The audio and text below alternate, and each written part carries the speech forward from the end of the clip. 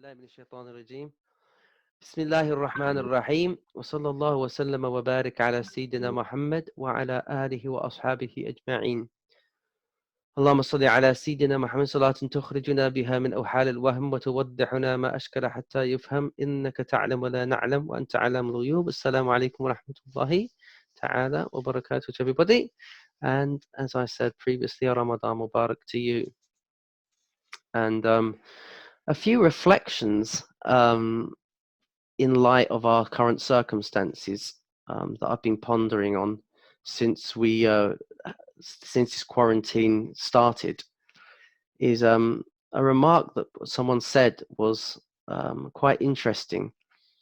They said, whilst we were caught up in the sort of the pace of work life, and we felt caught up in it, everyone was thinking, if only I had more time to myself, if only I had more time for my family, if only I had more time to pursue things that I wanted to pursue outside of work. And we got that wish. We ended up in quarantine. And then when we were in quarantine, we realized some of us, depending on each person, but for some of us, it was like, oh, we're now in our homes with our families, but we still feel dissatisfied. And it's not what we were actually looking for.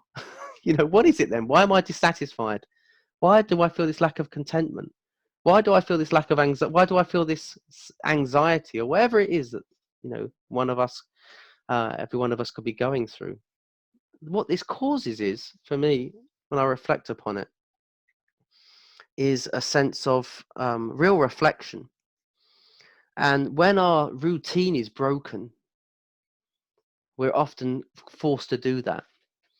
And this Ramadan is, normally Ramadan is a breaking of routine.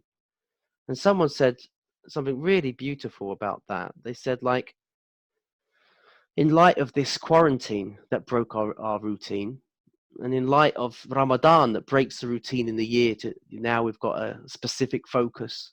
Now we're fasting. And the nature of fasting is it breaks your routine. That's one of the wisdoms of fasting. It makes us actually slow down and ponder and think, oh, wait, I woke up, it's 9 o'clock. My routine is that I go downstairs, I have my toast, I have my coffee. Oh, I can't do that now. And so it breaks, your routine and causes you to actually reflect. And, what can often happen when we break, the danger of that is that when the routine's broken, we can think, then what else do we have to do now? What else is there? And there is an element of that, I think, to some degree, is that, quarantines come in. What on earth have we got to do? What can we do? Ramadan's come in. Oh my goodness, what have I got to do to make the most of Ramadan? But before we do that, I think the most important thing is to not bypass and skip the actual purpose that Allah places in our life for the breaking of that routine. And the breaking of that routine is to connect to the isness of creation, the being, our sense of being in relationship to our family, our sense of being in relationship to ourselves, our sense of being in relationship to this month, our sense of being in relationship to, my daily life now, and my sense of being with Allah, because ultimately we call Allah, He's wajibul wujud, He's the necessary being, the necessary isness. And we are mumkinul wujud, we are possible being. We're not necessary. We exist, but our being is not necessary for life to go on. We will pass away and life goes on. And this isness is really important, because this is the whole thing about presence. And really taking this opportunity when the rupture in the routine comes about, to really reflect on, who am I? What is asked of me? And that's fundamentally one of the blessings about Ramadan coming in this quarantine period, is that it helps us reflect about, it breaks the routine of the quarantine, And so we as Muslims, at this period of um, this quarantine, is now we have reflect of how can we make the most. But what's really interesting is I think is that what comes up in that isness, and that isness is really important, because this is the isness of being with my family. This is the isness of being with myself, rather than what do I have to do with my kids? What do I have to do with my wife or husband? What do I have to do? And it's like, now I've got to do something, but rather taking that moment of reflection to about isness. And so it's this relationship between isness and essence. Isness is the sense of being, and essence is the thing. So my essence is, me being a human being. The essence of this rock is that it's a rock. But what is it? What's its being? What's its sense of presence? And a book I was reading by Charles Upton, that I've been putting his quotes on my Facebook page, it's been really interesting. He says, imagine that you're driving by every day past a field, and there's you see a tree, and you don't pay any attention to that tree, because the tree is just something in the environment, in the habitat, in your habitat, that is there in relationship to everything else. And so it has an essence there, but you're not really aware of its isness, its being there, because it just fits in with everything else. So you don't really pay much heed to it. But imagine one day you drive past and you see that tree hanging in thin air, and hanging upside down. You would suddenly stop your car and become incredibly, intrigued, in wonder, in awe, in shock about this tree. And suddenly you'll be very much concerned about it. You would analyze it, and even its most detailed features would suddenly really become your center of attention. So what is it about this tree? The tree was always there, but now it's suddenly, its essence and its beings become apparent because it stands out from everything else. And this is basically what Ramadan is for us, or any event in our life, that suddenly we become aware of the isness of the tree or the isness of ourself, and we are forced to reflect all of a sudden. And that lightning flash of that moment of, hang on a minute, and that invitation to presence is one of the gifts that Allah gives us. And it calls us to really reflect on who we are, what we're doing, and where we're going. And that's one of the greatest blessings of Ramadan, is to really just sit there and be, and actually feel yourself, feel your family, feel your life and who you are, and explore what that means to you. That tree that you see hanging upside down in midair, in the environment, suddenly you want to connect to it. Oh my God, what is this? And he said something and this is like this moment. William Blake, who was a famous Christian mystic, he called it the cleansing of the doors of perception. It's like suddenly there's a detoxification from just everything being, knowing what something is, but not knowing what it really is. And it's like this cleansing of the doors of perception, so we can actually be present with what is actually important in our lives. And that's what Ramadan and all the acts in Ramadan do, because they break our habits. Fasting breaks our habits. Connecting to the Quran now, unlike we normally do, breaks our habits, unless it's a habit that we inculcated throughout our year. Praying Taraweeh breaks our habits. And we feel this magical sense of especially the first 10 days of Ramadan, which it's reported that the Prophet ﷺ described as rahmah, as compassion. Because what is compassion? What is Allah's mercy and compassion? It's that He gives us an opportunity to connect to Him. And that's not possible except through a sense of your isness, your being. And so those first 10 days, they're still why are they a mercy? Because there's a sense of novelty. You get that isness when you join a course, the first few weeks or the first month or two of a course. You're in the isness of the course. Wow, I mean, something new and exciting. The first stage of marriage is an isness. Ooh, the first year of a baby being born, you're caught in the magic of the isness because it's something that's broken through and cleansed your doors of perception so that you're in a sense of being in connection to that thing. And that fundamentally is what the month of Ramadan is, to connect to the Quran and feel its isness, and to connect to Allah and feel his isness, his being. And so this is fundamentally what I wanted the reflection point was on, is this awareness. And that's fundamentally, as Allah says in the first verse, this block of verses about fasting that's in Surah Baqarah. Kutiba alaykum ya ayyuhal ladhina amanu. Oh, you who are, fundamentally, oh, you who believe, but oh, oi, you lot who are seeking out, you wanted security and safety in your relationship to the divine, to something larger than you. You want to connect? Kutiba alaykum as-siyam. It's been ordained on you. Now the responsibility. Once you feel the isness, then the acting. Now what can I do? Now I'm in connection. I'm aligned with my isness. And I'm aligned with a sense of connection to God. Now what to do? Kutiba alaykum as-siyam.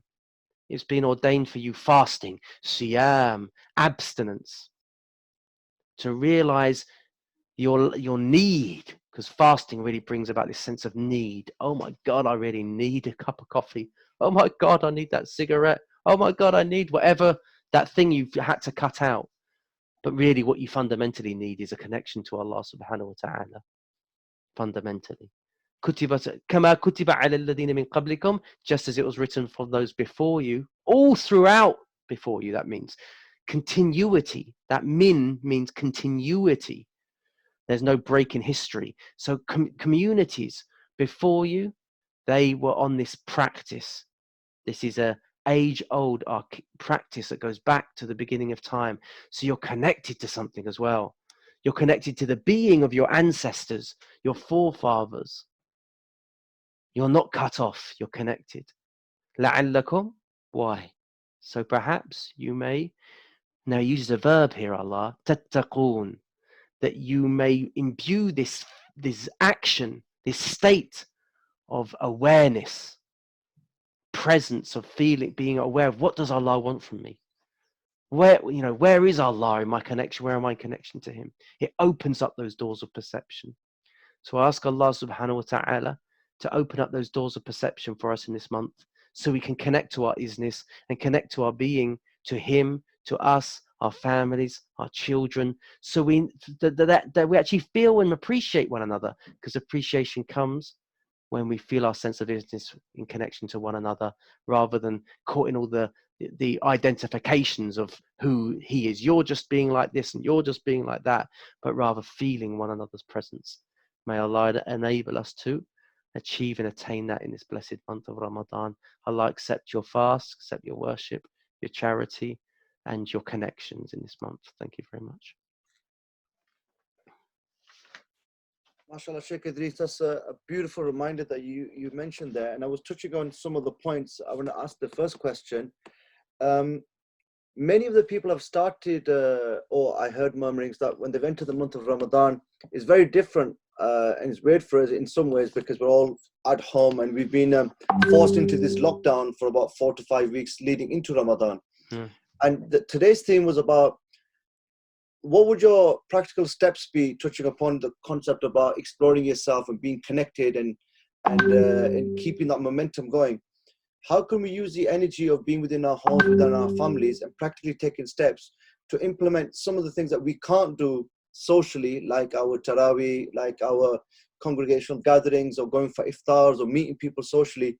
How do we further enhance that, and especially make this a Ramadan where we have more of an opportunity to be at home and be with our loved ones and increase in our worships? So what practical steps would you give for that, please? Yeah, I mean, I think, what's interesting, isn't it? I was reflecting first and foremost about what comes up when we get into that sense of isness, our being, is that what we do is we say, oh my God, Ramadan's in. and notice your, first of all, like reflect upon your, what comes up for you when you even connect to that. You say, oh my God, this isn't the Ramadan. This isn't how Ramadan should be. Oh my God, we haven't got Taraweeh. And so it's just I think, we have this ideal about how Ramadan should be, and then we have the reality of how Ramadan is for us this year. Hmm. And I think it's natural for some people to sit with that sense of grief. We have an ideal of how it should be, Yeah. and then we have a realization that it isn't. How do you deal with your idealizations being broken in your life? Because ideally you have to sit with the discomfort that it's not the best way, the optimal way you want to be, but at the same time you've got to deal with the reality of your situation. So Mhm. first and foremost, ask is a question, is that, are we going to just, like, does someone, when they get a disappointment in their life, just bemoan it for the rest of the month? Or do they say, okay, how can I maximize now? Because Allah's asking, fundamentally, Allah's put this in my presence now, in my being, that I've got to deal with this situation. So do I bemoan it? Do I victimize myself? Do I say, the government's doing this, and and just blame everyone else around me? Do I blame myself? Do I blame the others in my home? You're ruining my Ramadan. Or do we say, well, hang on a minute, here we are together. How can we maximize on what Allah, the situation Allah's placed us in? So I want to feel connection. Okay, let's do Taraweeh together. Let's make the most, and let's actually, before iftari, iftar, let's sit down together and feel a connection, make dua for one another, and actually make this time, we're together, and we're usually not together. We're usually running out of the home and going to Taraweeh and avoiding one another only when we need to eat. But now, how can we support one another? Now the women in the, preparing food in the kitchen, can I actually help them out there now, instead of using the excuses that I used for the last 30 years? I've got things to do. But it requires us to ask questions about, what's my role now? And then how can I make the most of the current circumstances I'm in? And yeah, bemoan it, yeah, get frustrated, but at some point you're gonna have to move on from your frustration and ask the question, what on earth can I do so I can maximize on this? I don't know if that answers your question. No, no, it's beautiful. Like you said, that we've had enough opportunity for the last 4 or 5 weeks to get used to being at home and mentally prepare heading into Ramadan. And I believe listening to a lot of our teachers and advice that you've mentioned as well, it's important to get that daily exercise in and get outside and be with nature. I don't know if you've noticed yourself that even if you go for daily walks, the air just seems different. Mm. Even for half an hour, 45 minutes. But a lot of the things that you kind of propagate, and you also mention from your social media post, on top of your Quranic lessons that you teach, how would you best advise us to really go within ourselves if people are not used to that? Like, some Yeah, yeah, people yeah, find it uncomfortable. yeah. What steps would you take? Because you're kind of really big on advising about connecting emotionally to your own schematic, senses and beings, and understanding yourself rationally. What advice would you give to those who are new to all of that? Yeah, I mean, first of all, you've got, but I mean, first and foremost, that is difficult for people. So and this is a huge reflection for us in Ramadan. Ramadan is difficult. We're fasting, we're doing long days. There's prayers, there's things, there's breaking of habits, and so we have to go easy as well. As well as we've got expectations, ideals of ourselves with what we'd like to achieve, but it's got to line up with reality of our experience and our circumstances. And so if you're like, this happened to me last week, I had a few tough clients online, and I realized that I was getting anxiety coming up because my work life is my home life now. I can't separate between. Yeah. This is a major issue, is that now, and I've noticed when I'm at home, I've always got this idea of, I've got things I've got to get done. Like, Mm. boredom is not like something that enters into me. I've always got a sense of, I've got to do things. I've got things to do, and Yeah. that's my struggle.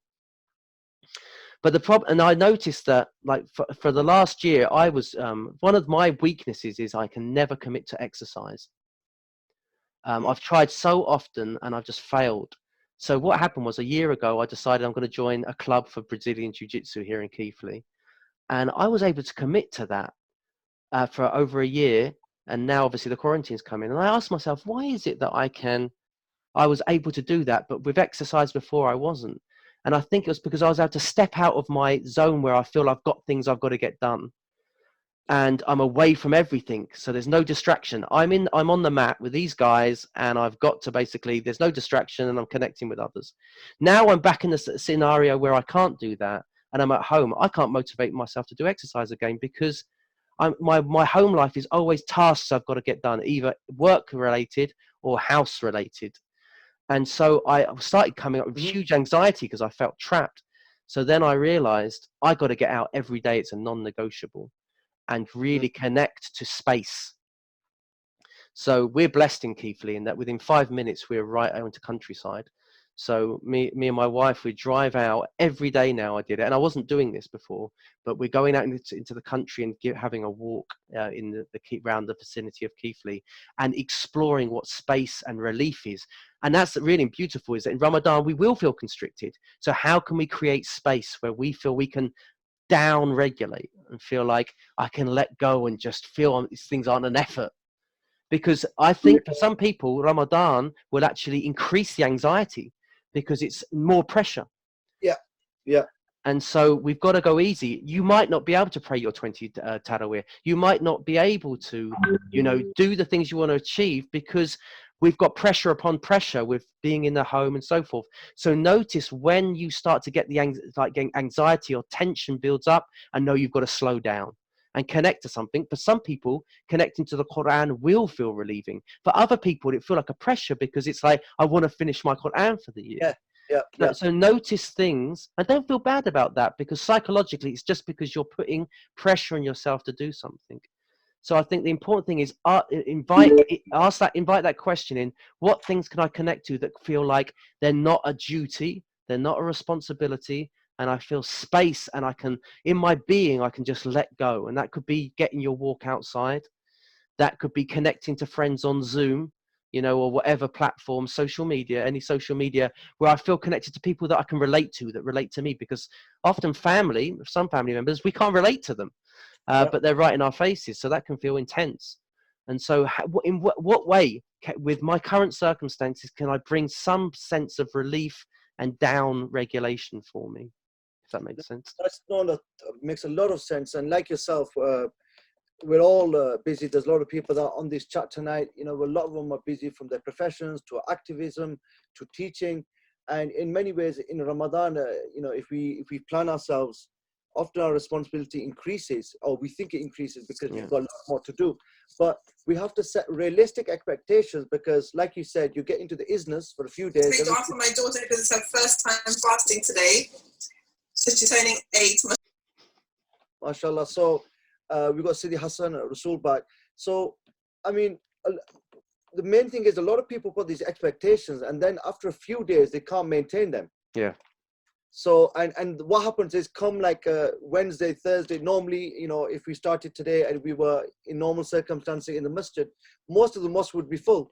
By the midweek or the end of the first week, you see the numbers already dwindling because they're going through this same thing of going into the high, being all motivated, but not realizing it's a stamina game, that you've got to be in it for 30 days and structure yourself. And if anything, increase your worship and your activity in the last 10 days. So, there's a schedule to kind of follow with that. Yeah. And your will, what's important is your will and your emotions. I mean that drive, they have to be connected. If you feel a conflict between your emotions and your will, that you will get self-sabotaged. And no matter how much you set yourself, that if they're not aligned, you will end up feeling you can't keep this up. And, in your mind, you say, I want to do it, but you're not being able to do it because there's not this alignment between these different aspects of yourself, your emotions, your physical strength, and your your mental strength as well. Exactly. And in the last, especially here in the UK, the weather's been relatively pleasing in the last few days. It's on our side, and hopefully it continues. I think one of the main take homes from what you've suggested there is that we've got to really try to find our moment. And often now, because we can't go out freely within our homes, we need to have our get out for at least 30 minutes to an hour a day, where we find that space or opportunity for ourselves. Because being in the home and working and being with our families and then preparing within Ramadan and doing our worship, you're not getting that space because most homes, everybody's amongst one another. Yeah. Hassan, can you hear us? Can we hear you? Yes, I can hear you loud and clear. Are you ready for the adhan? Because we are ready to give the adhan, inshallah. Have you broken your fast? No, we were still, I think, what's the time for us? It's It's about time. it's 31, but you're in London, so we're in the Yeah, north. we're Northerners. Okay. All right. So that's fine, you Northerners. We love you, you know. So what I'm going to do is I'm going to do the adhan here in London, okay? And I could even jump back on and do the adhan for you guys, okay? No problem, inshallah. Bismillah. Okay. Assalamu alaikum. Wassalam. So yeah, he's got London. So I mean, so in your, did you get to experience Ramadan in the when you were traveling or studying previously? Were you in the Muslim Oh yeah, countries? most of my Ramadans were in Morocco, in Fez, for most of my Muslim life up until I came back. I don't think I'd ever had actually done a Ramadan, except for my years at university. So I'd say my first three in England. No, my first two in England, and then all the rest were in Morocco until I came back. So what advice would you give us from your experiences in Morocco, living there amongst the community and the people? How did they approach Ramadan, and how was it experienced over there when you were living in Morocco? Well, the Moroccans, one of the gifts the Moroccans have that's really, I think, so unique. I mean, it's there in other Muslim countries, but it's really profound in Morocco, especially Fez. I noticed it is this sense of doing things in unison together. So you just feel this sense of togetherness. And one of the other beauties I always remember is that Fez, like as soon as when Maghrib was coming in, feel this sense of just there's no one on the street. I mean, it feels like a ghost town. Everyone's in their homes and you do get and that breaks that habitual pattern. You feel this isness when Maghrib's just about to come in and the cannon fires. They fire a cannon off in Fez. You hear this almighty bang, and you just feel all these things just bring together this sense of presence. Like you just feel this magical. There's magic in the air. And I think that's one of the greatest gifts is like, how can we inculcate, like for me, I can still take this today. So as you feel the sun going down, it feels like there's this presence.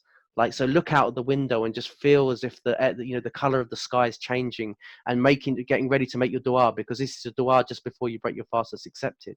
So really, those are beautiful moments for me that I still reflect back on when I'm from Morocco.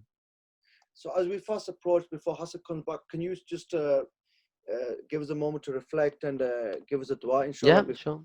Bismillah. سبحانك اللهم وبحمدك نشهد أن لا إله إلا أنت نستغفرك ونتوب إليك. عملنا ثم ظلمنا أنفسنا وإن لم تغفر لنا وترحمنا لنكونن من الخاسرين. Ask Allah subhanahu wa ta'ala, with this coming of the month of Ramadan, in these first 10 days of mercy and compassion, ask Allah subhanahu wa ta'ala, you bestow upon us your compassion and your mercy, and that you accept from us this first day that we've fasted. May it be a testimony for us and not a testimony against us on the day of Yawm al-Qiyamah. Ask Allah subhanahu wa ta'ala, this day be a mean of purification for us, that we're cleansed physically, mentally, emotionally, spiritually through this fast. And you give us a sense of what you want from us in these moments. May we connect to our own being and be able to understand what you want from us, to get a sense of your presence with us and where you're calling us towards in our days. May you enable us to recite your book in this month and fulfill that blessing of being able to fast this, to recite your holy book in this month and complete it. And may we be able to fulfill this month, fast as many days as possible as we can in this month. And despite the barriers that we have in order to connect as a community, we still feel a sense, because in the end, we're all fasting together. And just like when people are doing things in a collective, you can feel that sense of something's happening around the world that everyone's involved in.